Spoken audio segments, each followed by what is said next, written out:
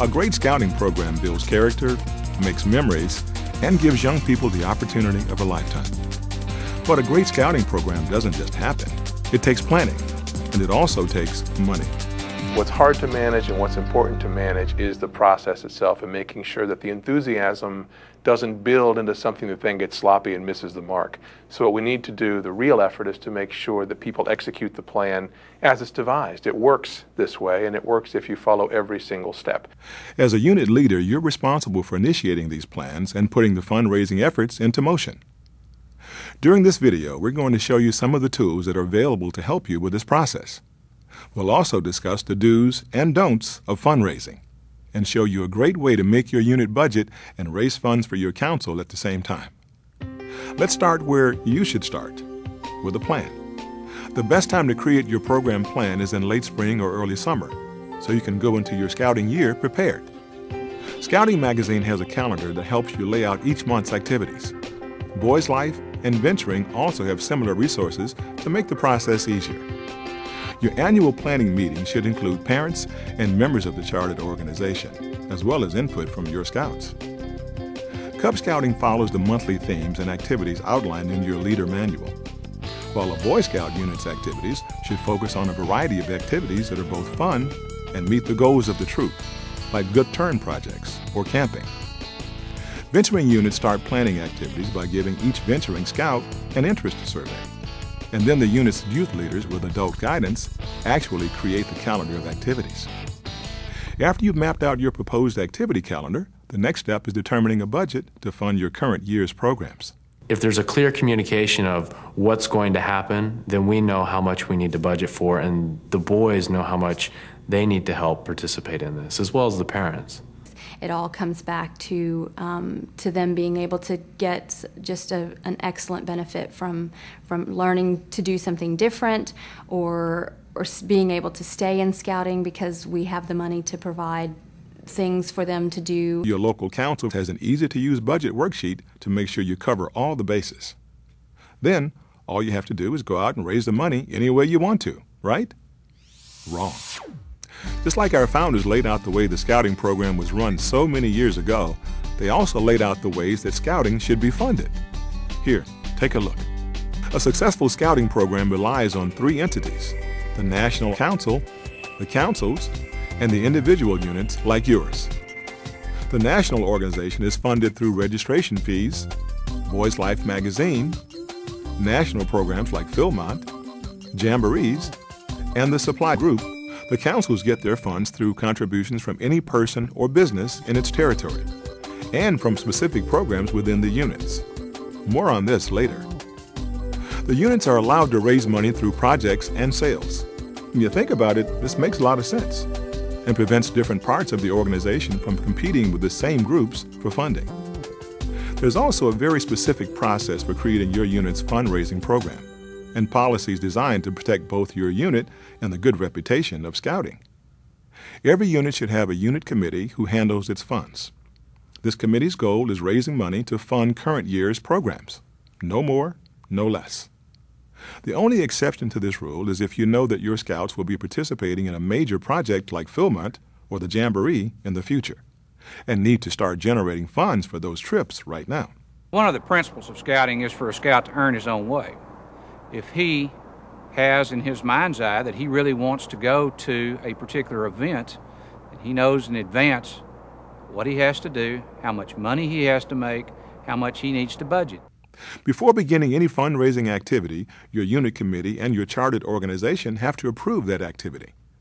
You also have to submit a form called a Unit Money Earning Application to your local council for approval, at least 3 weeks before the activity is scheduled. This form makes sure that you're complying with all the rules and not conflicting with the activities of other units or local merchants in the area. When it comes to unit fundraising, there are some definite do's and don'ts. First off, you can't raise funds through any form of gambling, including raffles, bingo, or sweepstakes of any type. Multi-level marketing or pyramid sales are also not allowed. You can't go to local businesses to solicit funds or send scouts door to door asking for money. And you can't sign contracts on behalf of the Boy Scouts of America or align the scouts with any specific business or commercial product or allow the Boy Scout logo to be placed on any package. A complete list of policies is available in your leader guide. So, what can a unit do to raise funds? Well, service projects like car washes, recyclable product collections, bake sales, pancake breakfasts, or selling tickets to a council show. You can also sell commercial products, but only if they offer value and only if your scouts sell these in street clothes, no uniform. But the best way to raise funds and help your local council is as easy as pie or popcorn. Very few people don't like popcorn. And, there are people that say, well, I'm on a diet, but you can still buy them as gifts. The canisters are so attractive.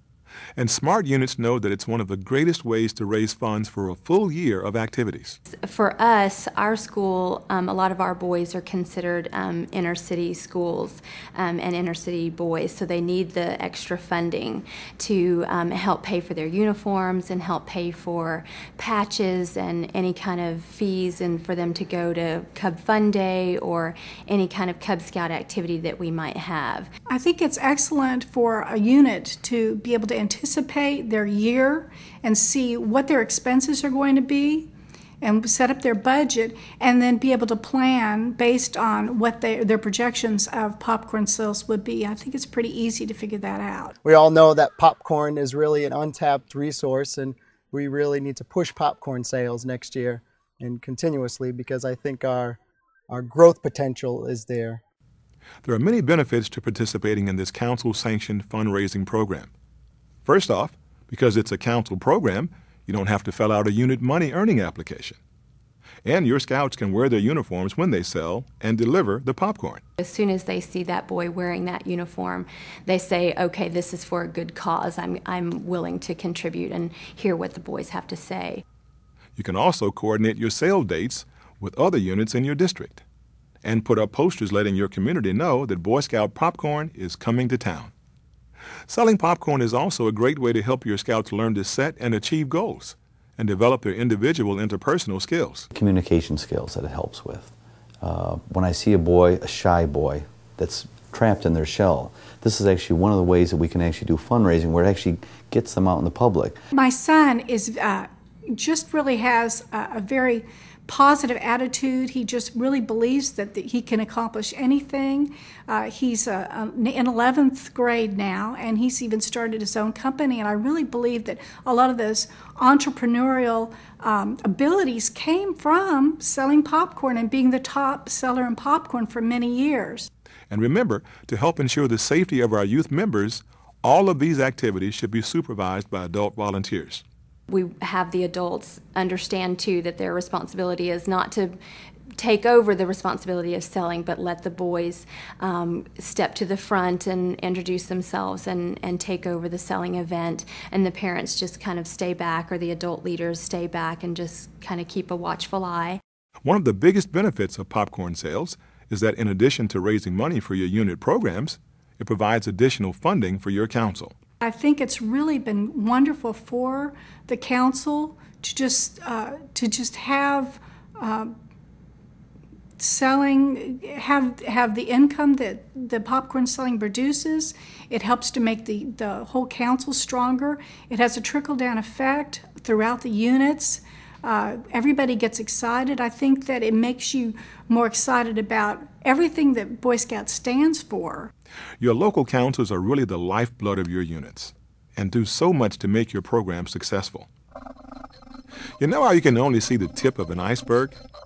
In a lot of ways, that iceberg is a lot like the financial needs of the council, representing both the visible and invisible operations and costs that make scouting possible. You see expenses for registration, boys' life, uniforms, and equipment, but below the waterline, the council is supporting you by maintaining camps, providing you with a camp program, supplies, a camp ranger, and the inevitable repairs to the campground after summer camp ends. The council supplies your outdoor programs and equipment, leader training, youth protection training and materials, program helps, planning calendars, as well as maintaining both the council office and the scout store. They supply awards recognition items, leader resources and videos, and a secretarial staff to keep membership and advancement records, handle mailings, and make reservations. Factor in the production of a website and a newsletter, the professional staff and recruiting volunteers who are there to support you, marketing expenses and year-round service, and it's easy to see that your unit just wouldn't be as successful without the strength of your local council behind it. Even though you can fund your entire unit's program activities through popcorn sales, only 10% of a council's funding comes from this project. That's why every unit is encouraged to participate in the Family and Friends of Scouting, or FOS, program. This is a program designed to enable those who are willing and able in your community to make tax-deductible contributions to your local council. When they join hockey or Little League or soccer, gymnastics, there's an expectation that they're going to pay for that service, and you know, they're easily dropping $200, $300, $400 for a partial year of activity and participation in that youth program. Here we have a year-round comprehensive youth development program of scouting, and typically we'll almost apologize to ask for a gift in support of that.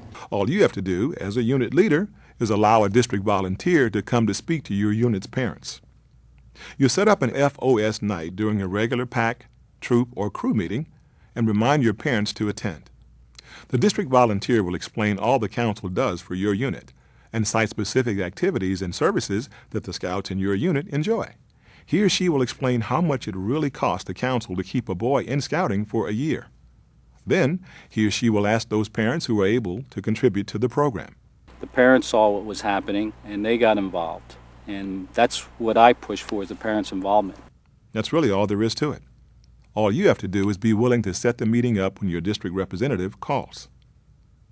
We're all here for the same reason, to give our scouts the experience of a lifetime, one that builds character, builds confidence, and builds great adults. I think what you've got to do is you've got to promote the program. I think everybody at some time in their life has come in contact with scouting and know the good that it does. I think you've got to promote that and be able to entice the people to get involved with the program. It starts with planning a great program for your unit, raising funds the right way to fund that program, and supporting the council efforts by participating in the FOS program. The result?